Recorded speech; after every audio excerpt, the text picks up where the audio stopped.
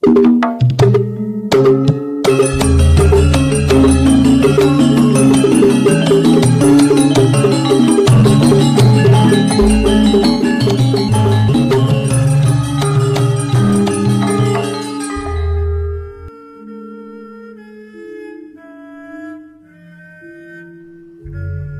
Ibu, para kadang kinasih simbah-simbah lan adik-adik, para rama suster bruder berkah dalem Gusti, sugeng rawuh wonten ing PDSK channel menika. Kados pundi kabar panjenengan?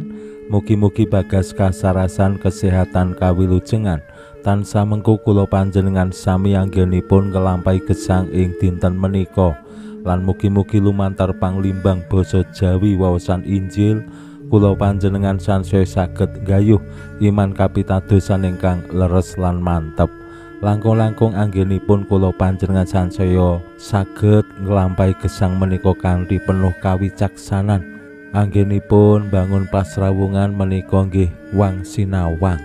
Ampun ngantos kula panjenengan gampil ngadili tiyang sanes merga mung krungu jarine wong, utawa merga ora seneng, utawa merga ora cocok, terus ngelek-elek nibake pangadilan marang wong liya.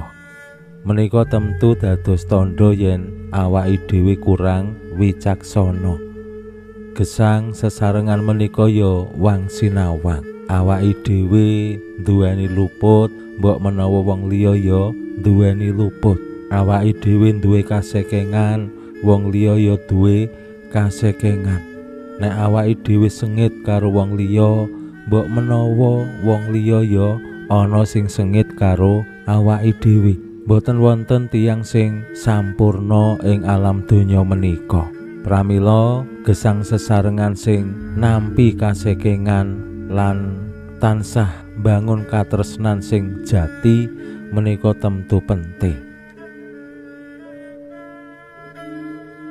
Yen kula panjenengan ningali wonten ing media sosial nggih, mbuh kuwi TikTok, Facebook, Instagram, snack video lan macem-macem, menika lak kathah banget konten-konten ingkang bernuansa menghakimi, ngelek-elek wong liya tanpa dasar utawi tanpa fakta-fakta data sing gumathok. Lan kathah ugi berita-berita hoax sing kadadian saka video-video editan, lan menika temtu damel tiyang sing boten mangertos bingung iki bener tenan apa ora ngerti.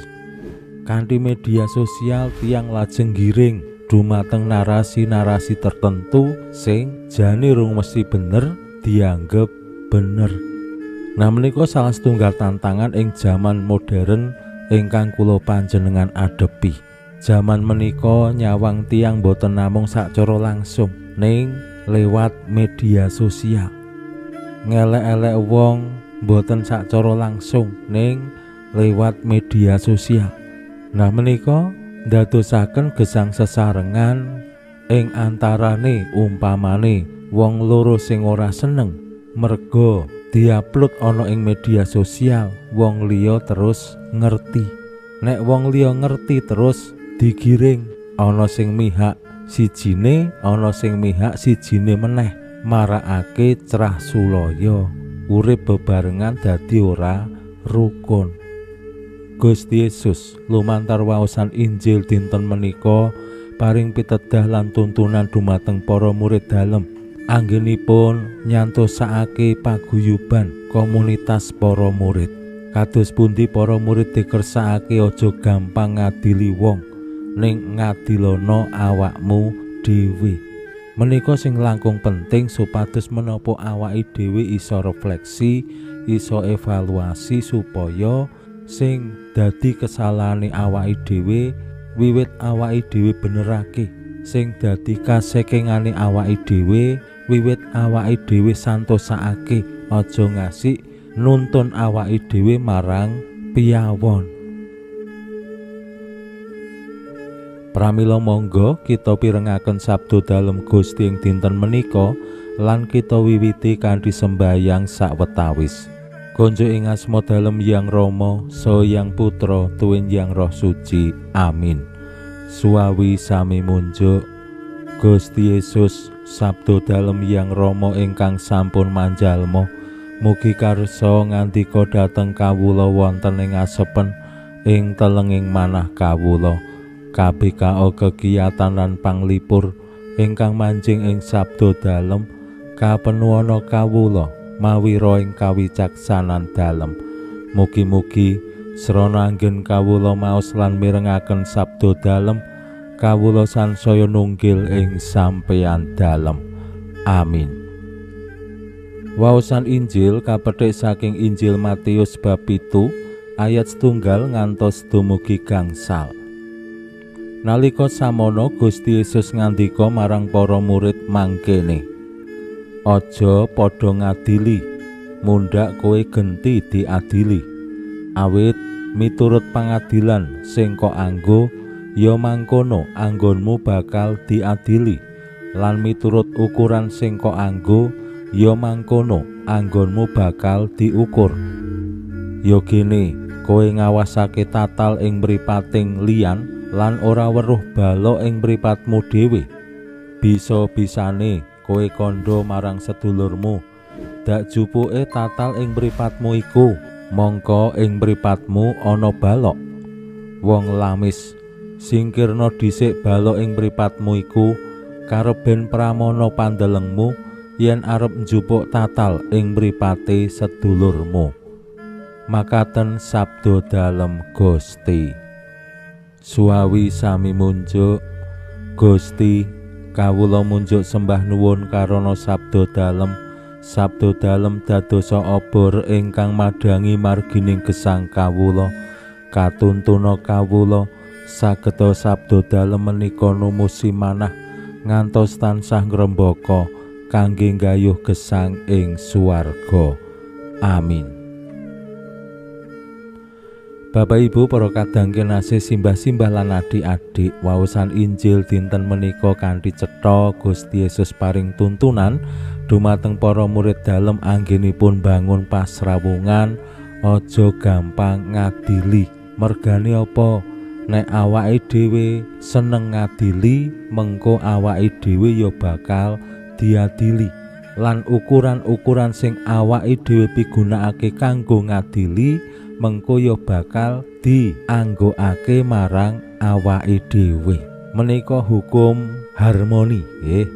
Awit menapa bangun gesang pasrawungan menika kados pundi kula panjenengan nampi kanthi manah suka bingah tiyang sanes ana ing uripe awake dhewe, lan kados awake dhewe duwe kasekengan, duwe kaluwihan, wong liya ya padha.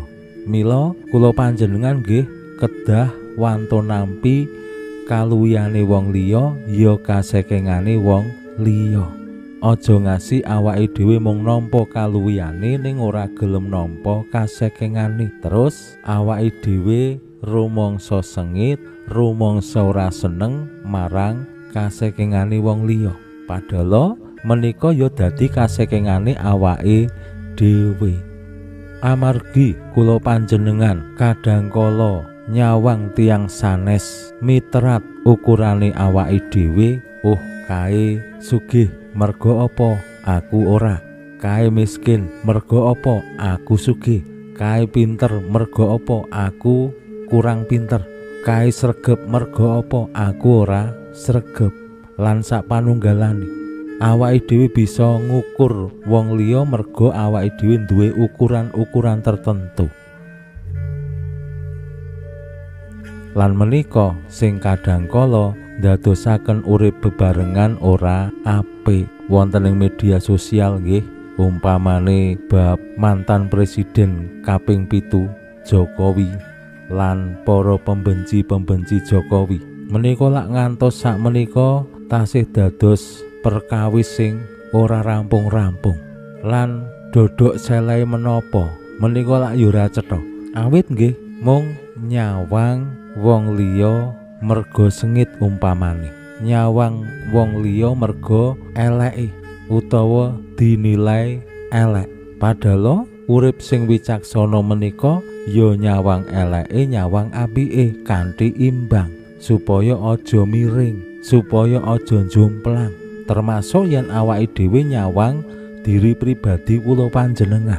Aja mung nyawang eleke awake dhewe. Nek awake dhewe mung nyawang eleke awake dhewe dadi wong sing ora pede, ora percaya marang diri pribadi. Umpamane mekaten, tundone apa? Awake dhewe ora berkembang, awake dhewe malah dituntun digiring dadi wong sing awon.